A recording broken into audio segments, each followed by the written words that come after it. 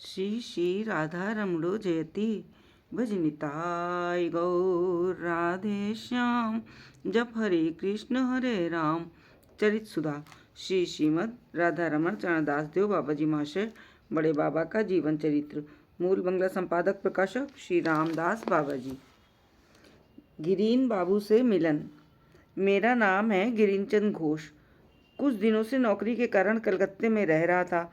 1900 साल के शेष भाग में एक व्यक्ति ने मुझसे कहा, देखिए, दर्जी पाड़े में एक साधु आए हैं। उनका अपूर्व भाव और अलौकिक शक्ति देखकर मन और प्राण विगलित हो रह जाते हैं।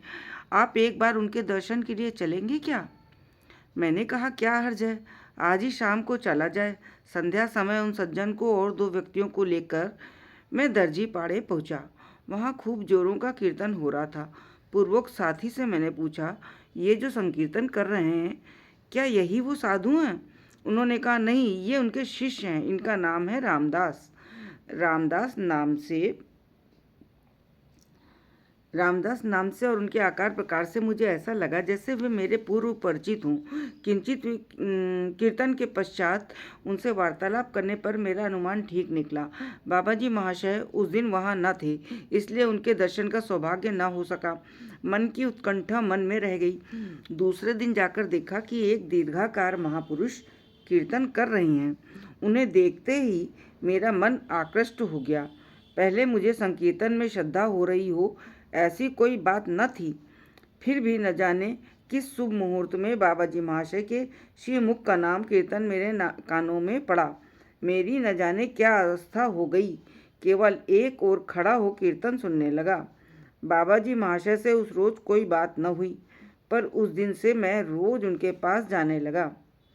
एक दिन प्रातःकाल जाकर देखा कि राम दादा और उनके अन्य साथी काली घाट जा रहे हैं। सिर्फ बाबा जी महाशय और 2 व्यक्ति घर पर खड़े रह गए हैं। अवसर देख मैंने बाबा जी महाशय से पूछा, आप लोग कैसे वैष्णव हैं?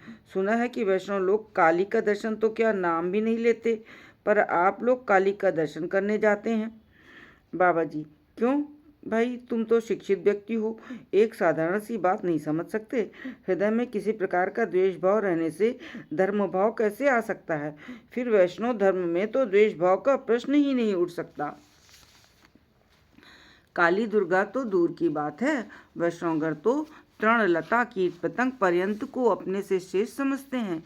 किसी व्यक्तिगत संकीर्णता या दोष का निष्कलंक सार्वजनीन धन पर आरोप करना मूर्खता की बात है। श्री महाप्रभु और नित्यानंद प्रभु इस प्रकार की बुद्धि को बहुत तुच्छ समझते हैं। मैं, अच्छा, निताई और निमाई कौन है? बाबा जी, निताई गौर कौन है ये बताना मेरे लिए बड़ा कठिन है, फिर भी मोटे तरीके से बतलाता हूँ। नंद नंदन श्री कृष्णचंद्र ने श्री राधिका का भाव एवं कांति ग्रहण कर नवद्वीप में शचीनंदन रूप में अवतार लिया है, और बलराम ने अनंग मंजरी के साथ मिलकर नित्यानंद रूप में हाड़ाई पंडित के घर अवतार लिया है।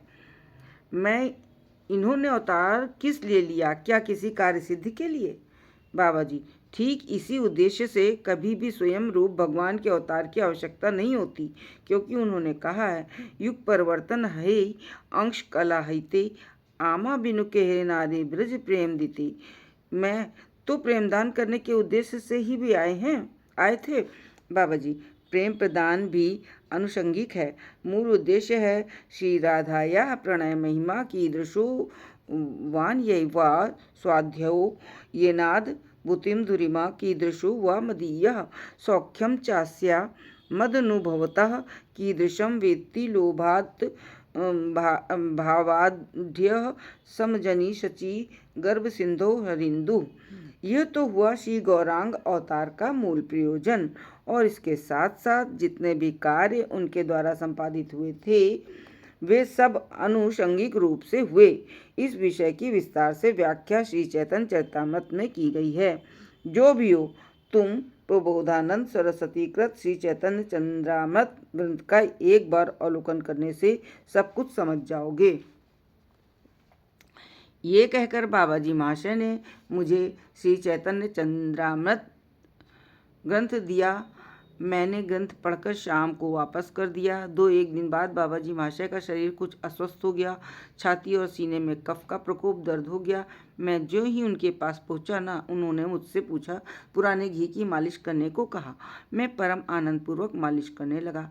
एक दिन मैंने रामदादा से कहा, भाई तुम लोग संकीर्तन में रोते क्यों हो? यदि तुम मेरी आंखों में आंसू ले आओ तो समझो कि तुम्हारे पास कुछ है। रामदादा बोले, भाई 3 दिन तक तुम निताई गौरांग के नाम का एक बार स्मरण करो, मेरा विश्वास है कि अवश्य फल होगा। इस प्रकार 2 दिन बीते। तीसरे दिन मैं बाबाजी महाशय की मालिश कर रहा था और रामदादा कीर्तन कर रहे थे। हाड़ाई पंडित सुध जानवा जीवन धन, न जाने क्यों मैं एकदम रो पड़ा।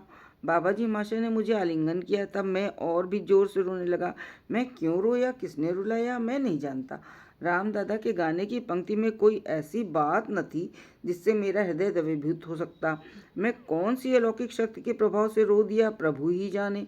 बाबाजी महाशय की कथा वार्ता और उनके व्यवहार से मैं धीरे धीरे विमुग्ध होने लगा। एक दिन मैंने बाबाजी महाशय को भक्त मंडली सहित अपने यहाँ निमंत्रित किया। उन्होंने भी निमंत्रण झट स्वीकार कर लिया। मैं उनकी इस उदारता से बहुत प्रभावित हुआ। कई दिन इस प्रकार परमानंद से कटे। एक दिन विराट नगर कीर्तन निकालने के लिए राज्य कर्मचारियों से पास बनवाया गया।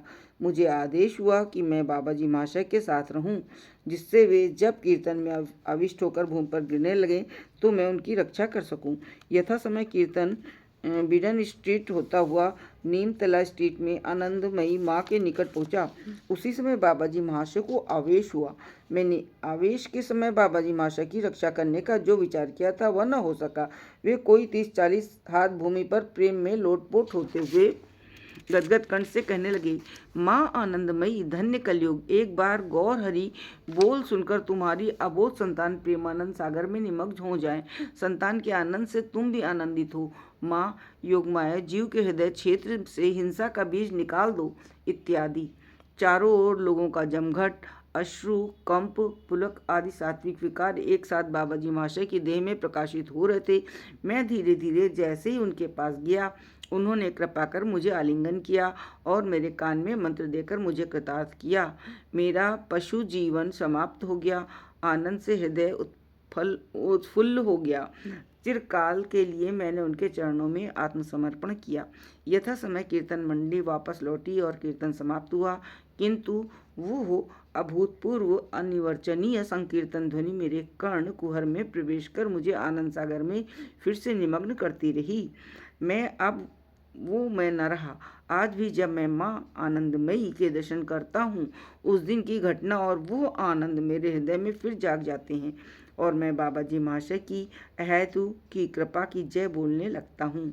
श्री गिरिचंद घोष की लिखी घटना। जय जय श्री राधे।